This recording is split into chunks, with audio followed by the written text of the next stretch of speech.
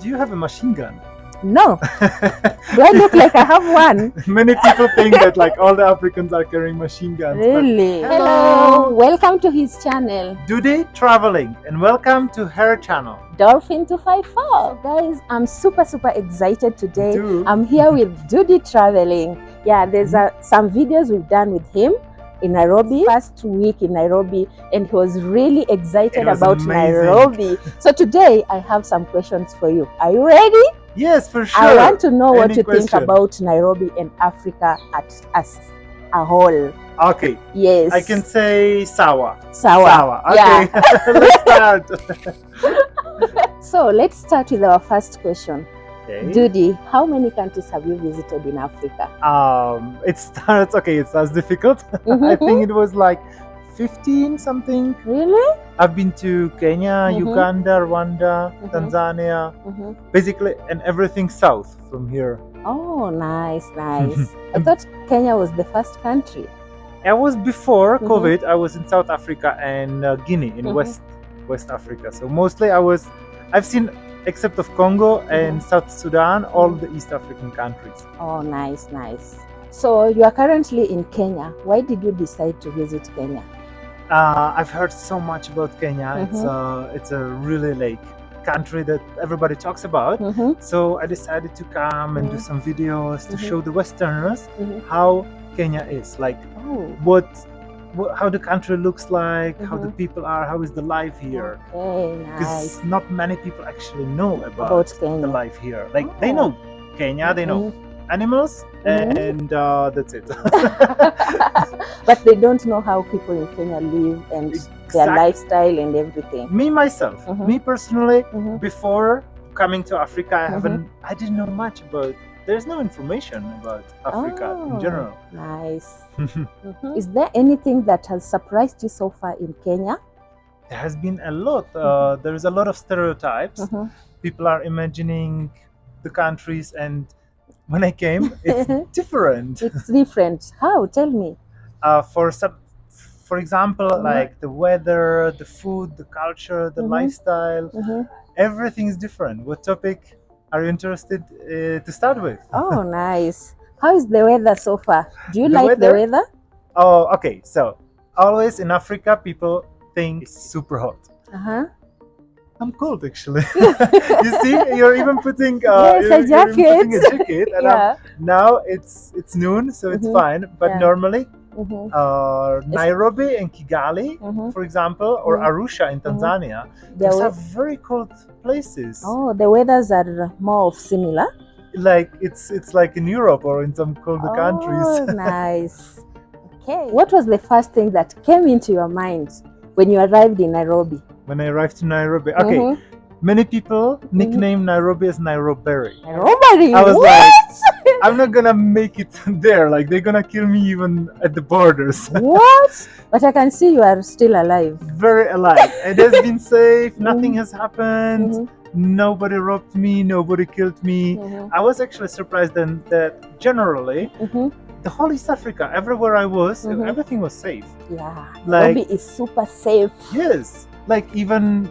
Okay, maybe there are some no-go zones, but even at night, like for example, before I came to Africa, people advise to tourists, do not leave your like super secured, locked hotel room after it gets dark, like 6:30 or something. Yeah, but I think just like any other country, even in Europe, there are some areas where we have crime.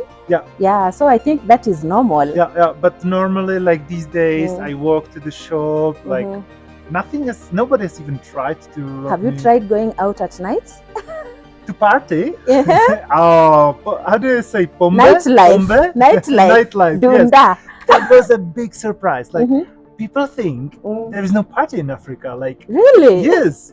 People are like, God. Africans don't party. And then coming to Kenya, like you hear on the weekends, you hear everywhere music. And then I was checking on the internet. There are so many clubs everywhere. And like we were in Mombasa before, the same. Like even in other countries, like the party life is amazing. So you need to try nightlife in Nairobi, and guys, we will be back here to give you feedback. Will you give them feedback? Sure.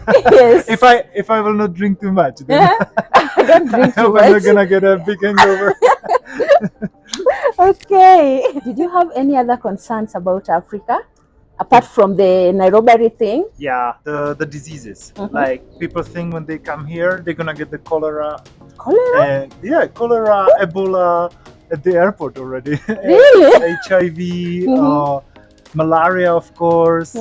But it was actually really surprising to me that in Nairobi there is no malaria. There's no malaria. That's malaria, really I think, is in western parts of Kenya, but it has really reduced. Like. Yeah.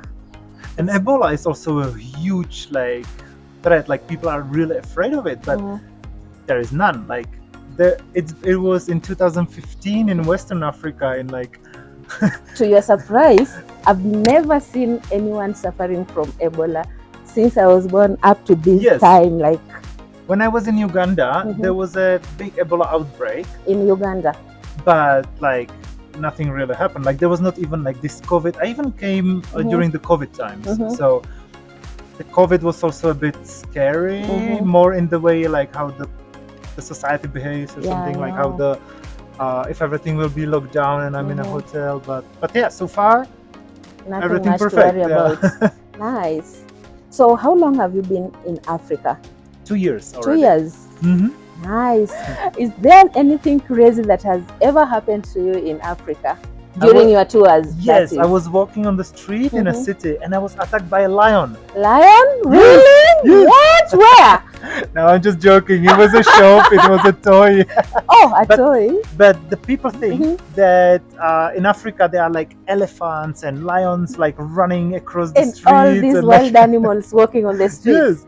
Yes. It's true. People think so. Oh. But then when I came, I was actually kind of disappointed because I've never seen you were a lion. expecting to see a lion like I've in seen the streets of Nairobi CBD? Yeah. But I've seen there is not even an elephant or a giraffe. They all are in the parks. Yeah. And I'm not only talking about Nairobi, but also like the countryside. Yeah. They're literally just in the. They are secured in the parks. Yeah. Did you try visiting areas outside the biggest cities, like in African countries you visited? Of course. I've been to countryside in all of the countries. And what surprised me, it's not a desert. Oh, really? Yes. People think Africa is a big desert. Big, how was the weather there? Did you like it? It's very nice. It's very different. Like, for example, if you travel from Bujumbura in Burundi, it was super hot. And then we traveled like 200 kilometers to Kigoma. No, from Kigali. Kigali is super cold. And then you just pass the countryside. It's green. It's very nice. It's not a desert at all. Uganda is super green. There is a lot of nature to offer here. So when you get time to visit countrysides of Kenya, you'll also love it. Yes. It's greener there more than the city. I'm looking forward. Even Nairobi is so green. Some places, but you know, Nairobi is more of a city than village. Yeah.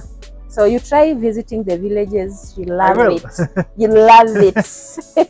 So comparing African countries you've traveled to, you've told me you've gone to Rwanda, you've gone to Tanzania and Burundi.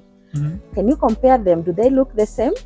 No, like the countries are completely different. In Europe, people think Africa is one country, one culture. One country. All the Africans are the same, everything. But there's so many differences. Like Rwanda is so organized. It's a really beautiful place to live. Nairobi, I feel like in Europe, actually. Oh, really? So African countries you visited, are they modern? Are they still developing, or they are backwards? I want to hear it from you. Tell me. Places like I can filters. I can feel that Kenya seems to be very developed, very advanced compared to many others. But there's many like interesting things. For example, everybody has cell phone here. Like I was so shocked.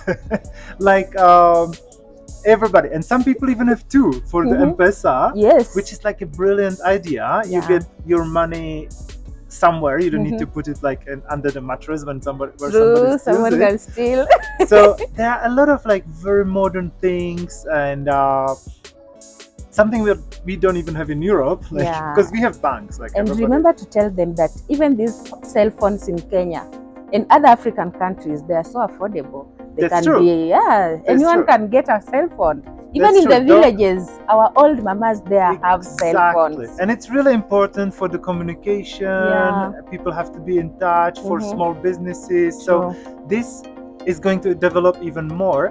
What is a lot of people kind of wondering in Europe, they are saying like, oh, the Africans, they don't even have food, but they're having cell phone. Like, and they're having M-Pesa. Then and like I've read somewhere that in Kenya, the people there is more people with cell phones than in America.